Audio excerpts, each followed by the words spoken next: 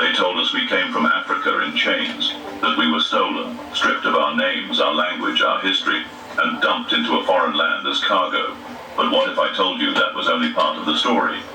What if I told you that a black man's DNA, discovered by accident, completely shattered that narrative? His name was Albert Perry, and when scientists tested his Y chromosome, they found something so ancient, so impossible, it sent shockwaves through the genetic community. His DNA didn't match any other group on Earth, not Native American, not European, not even other African lineages. It was older, hundreds of thousands of years older. Older than the pyramids, older than written language, older than modern humans themselves. And the most shocking part? It was discovered in a black man living in America.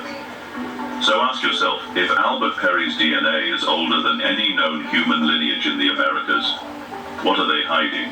History is not written by those who tell the truth. It's written by those who own the pen, and for over 400 years the pen has never been in our hands. They told us our story began on slave ships. They told us we were rootless, voiceless, nameless. They told us we had no past, only pain. But what they never told us is that the truth was in our blood all along. From the moment the first Europeans set foot in the Americas, they began rewriting the past. They silenced the voices of the black indigenous tribes they encountered.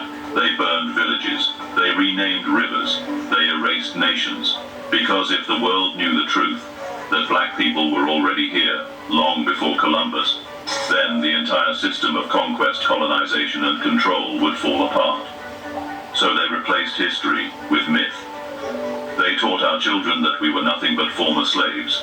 They told us our ancestors came from Africa, with no civilization, no science, no sovereignty. They said we were discovered, as if we didn't already exist. But the truth has a funny way of surviving.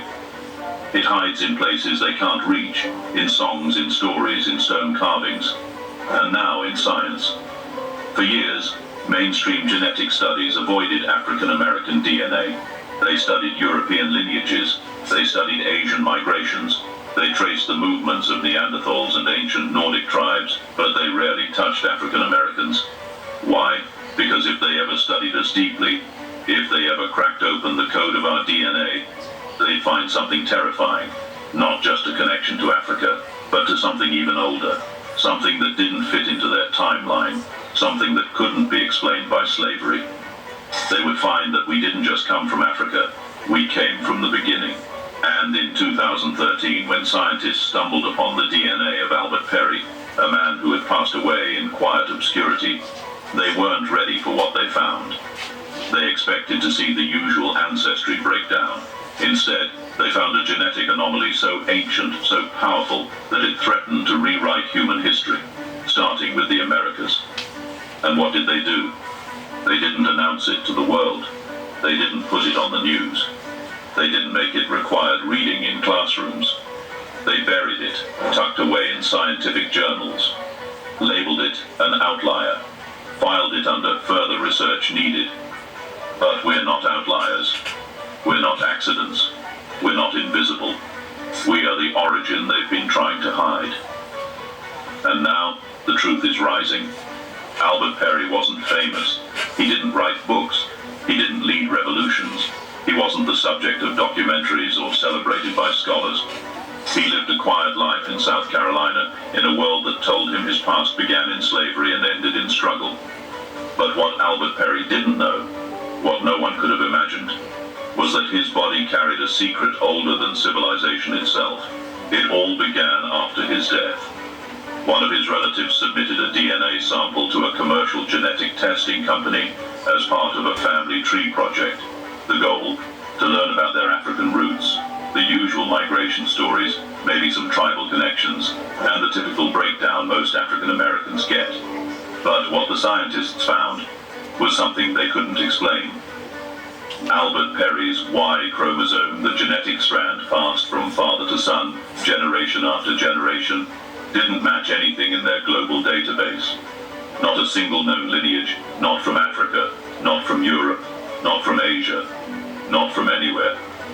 It wasn't just rare, it was unprecedented. His Y chromosome was so genetically distinct, so ancient, that it didn't even fall on the modern human family tree. It stood alone, like a towering monolith of forgotten history. How old was it? Over 338,000 years.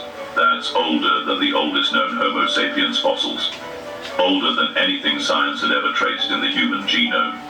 Older than the so-called Y chromosomal Adam, the theoretical common ancestor of all living men. Let that sink in. Albert Perry, a black man from America, carried a Y chromosome, older than any known human being on the planet. He wasn't just part of history, he predated it. And here's what really sent shockwaves through the scientific community.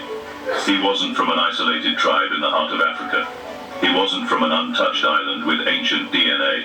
He was from America, from the very land they told us we came to in chains. Albert Perry's DNA revealed something no one wanted to admit, that the oldest known human paternal lineage wasn't found in a cave, or a desert, or a jungle. It was found in a descendant of enslaved Africans living in the United States. So ask yourself, how did this man, in a country built on stolen land and broken identity, come to possess the oldest Y chromosome ever discovered? It wasn't luck. It wasn't random. It was legacy. It was survival. It was truth, hidden in the one place they never thought to look. A black man in America. And from that moment forward, science could no longer pretend that the African-American story began in 1619. Because Albert Perry's blood proved otherwise. The Y chromosome is more than just a strand of DNA. It's a time capsule, passed directly from father to son for thousands, even hundreds of thousands, of years. It doesn't mix or dilute like other DNA, it preserves. Which means if your ancestor walked this earth 10 generations ago, his Y chromosome is still walking with you. Now imagine this. Scientists open that time capsule, and what they find inside is older than any human being they've ever studied. That's exactly what happened with Albert Perry. His Y chromosome didn't just challenge scientific models, it destroyed them, because it didn't fit the known human family tree.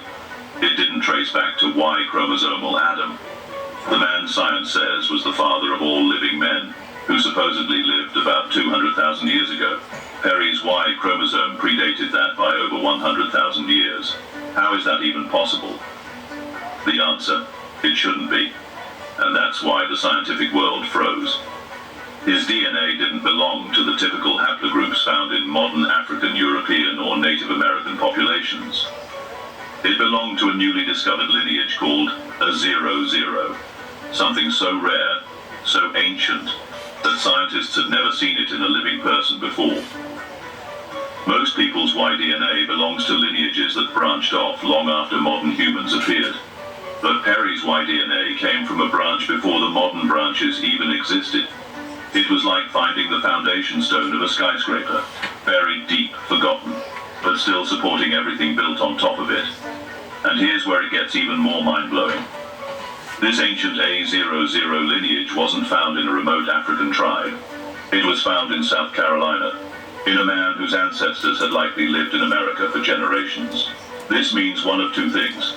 Either his ancient ancestors migrated to America long before Columbus, before Native Americans, before written history, or that the American continent once held populations carrying this ancient African lineage.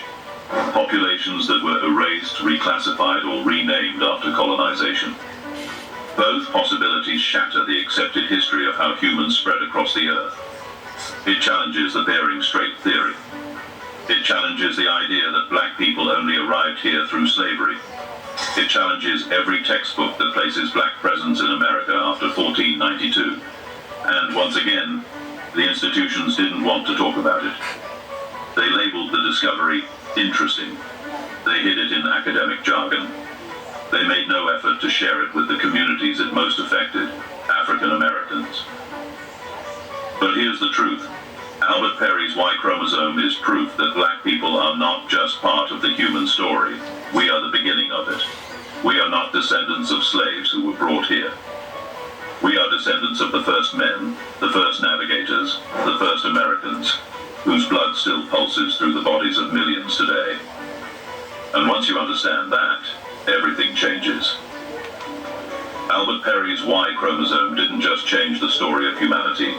It reopened a chapter that had been violently erased from American soil, the story of the original black civilizations of the Americas.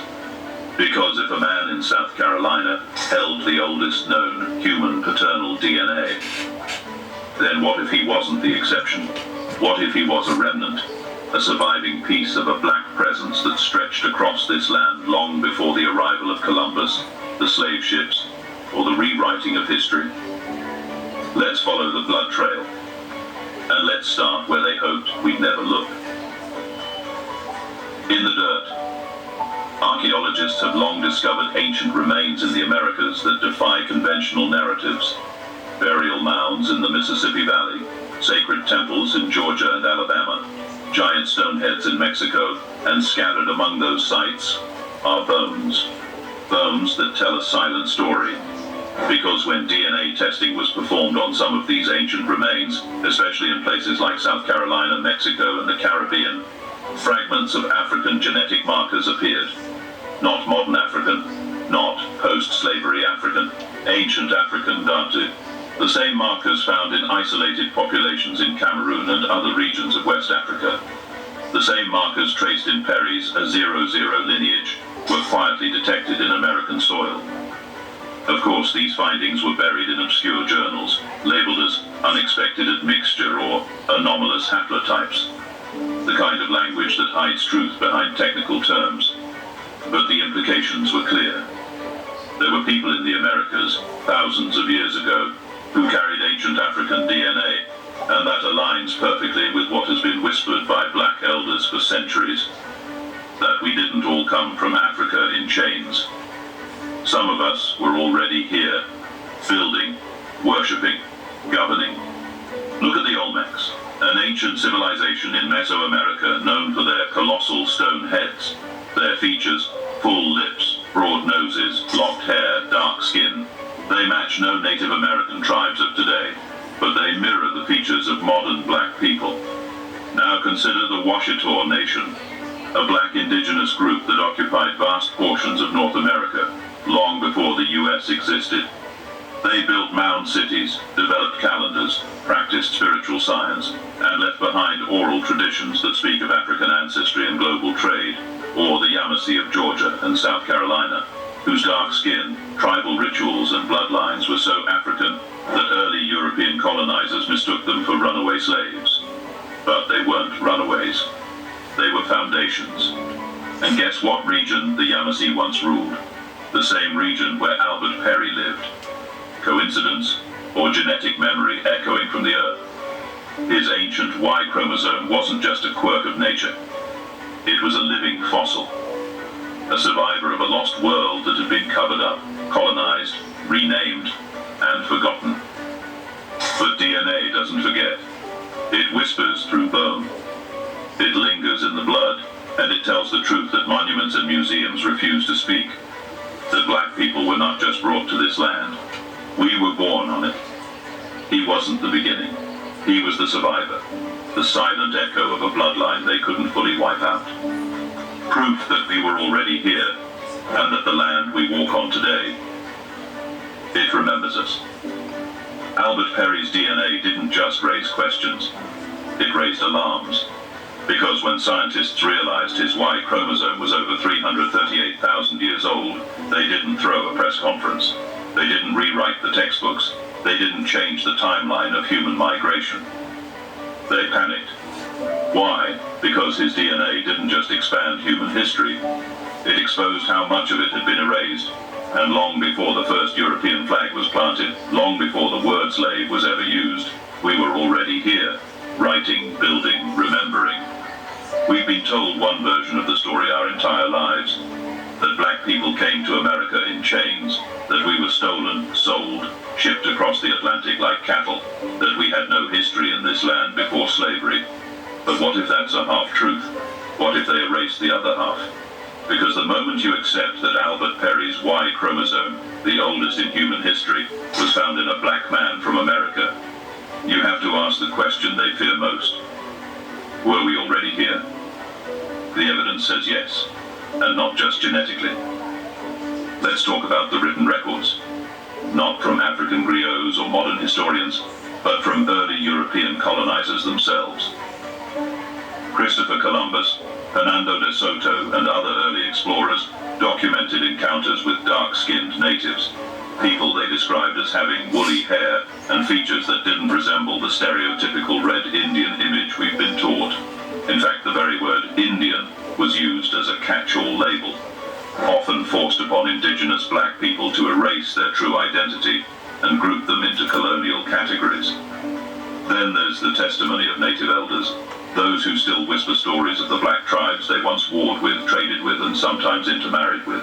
Tribes like the Black Caribs of the Caribbean, who claim descent from both African and indigenous roots, not from slavery, but from ancient migrations. Or the Zuni and Hopi, who share spiritual and symbolic traditions eerily similar to those found in ancient Kemet, known today as Egypt. These aren't coincidences, they're echoes. Echoes of a time when black people weren't enslaved. They were sovereign. When we crossed oceans, not in chains, but in ships we built ourselves. You've heard of the Bering Strait theory, that all native peoples came from Asia, walking across a frozen land bridge into North America. But what if the first humans to arrive didn't come from the north, but from the east? What if the original Americans were black, not visitors, not outsiders, not Africans stolen and brought here, but indigenous builders who had always been here? Think about the geography. The Atlantic Ocean narrows between West Africa and the Americas, and ancient Africans were seafarers, long before Europeans ever built their first compass. There are records of African expeditions to the west, maps showing lands that shouldn't exist, and statues, symbols, and artifacts in the Americas that mirror African iconography, down to the head wraps, the sacred drums, and the language of the earth itself. So why did they tell us we came on ships? Because if we knew we were already here, that we had land, nations, names, then every stolen acre, every destroyed tribe, every erased history would come back to haunt them. The lie of the slave ship gave them power. The truth of our original presence takes it back. And Albert Perry, think about it. This wasn't some obscure bone fragment pulled from an ancient African cave. This was a modern man, a black man from South Carolina, whose genetic legacy traced back to a time before recorded history. His discovery shattered the mainstream model of how humans migrated, evolved, and populated the world.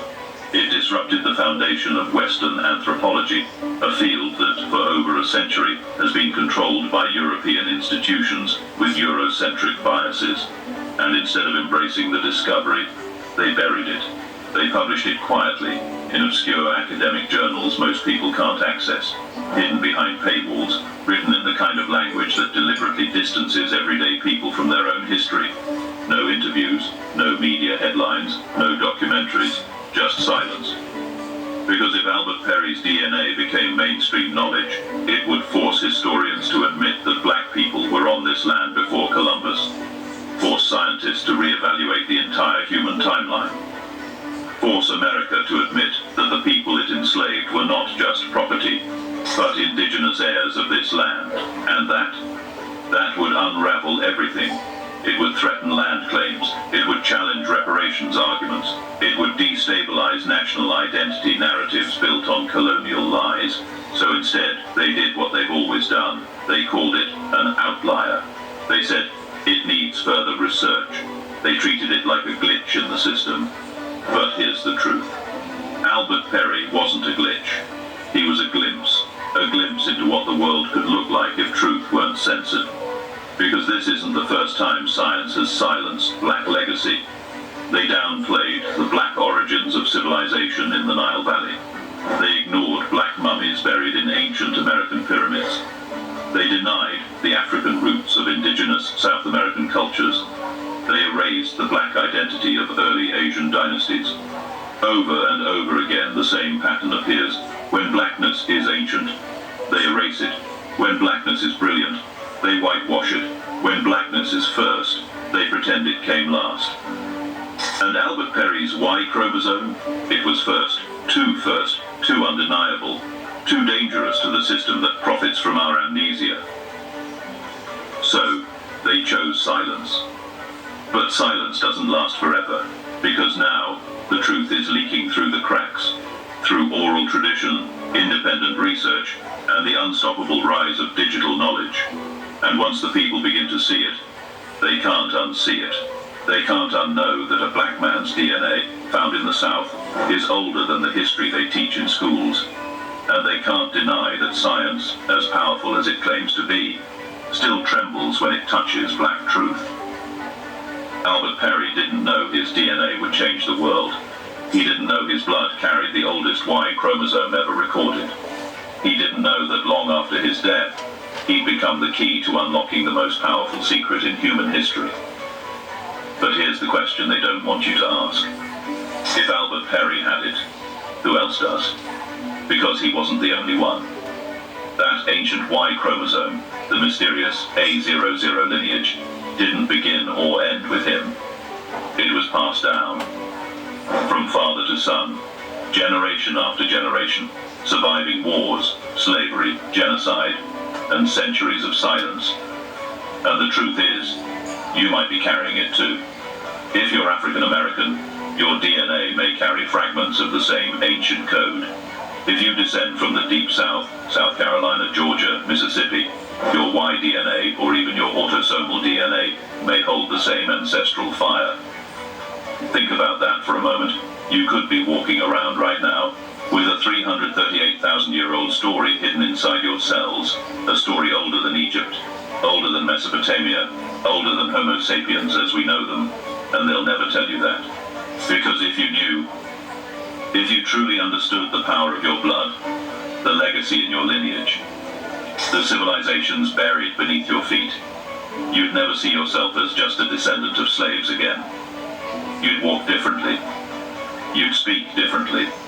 You'd teach your children differently, because your identity wouldn't come from textbooks or chains. It would come from the very beginning. Albert Perry was proof that our story didn't start in 1619. It didn't start on a plantation. It didn't start in trauma. It started in origin, in creation, in legacy. And that legacy didn't die when he did. It's alive, breathing, moving, inside you. This is why they don't teach you this in school. This is why DNA tests rarely show the full picture. This is why certain genetic data gets flagged for anomalies or excluded from interpretation.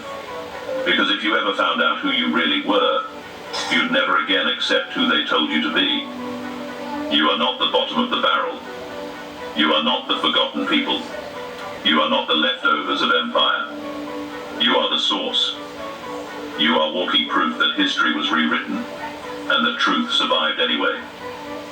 It survived on ships, in shackles, in fields, in names changed and languages lost. But it never disappeared. It was in the bones, in the blood, in the breath of men like Albert Perry. And now, it might be in you. Now you know.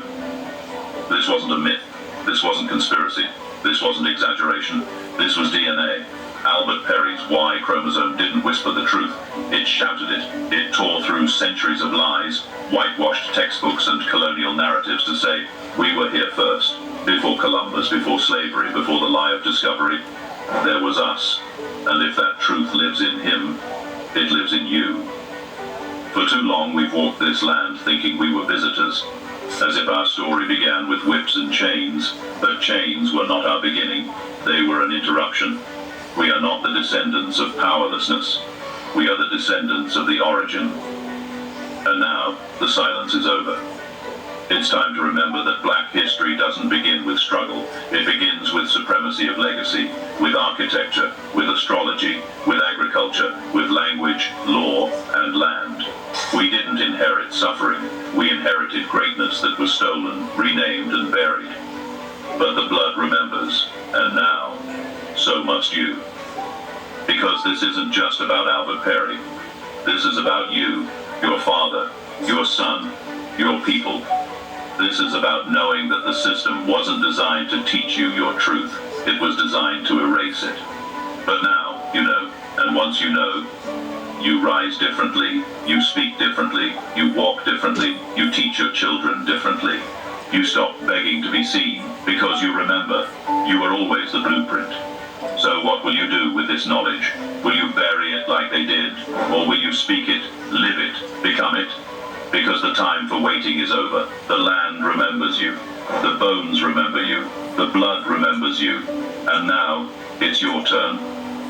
Rise. The Garden of Eden just might be in Florida. The St. John River flows north.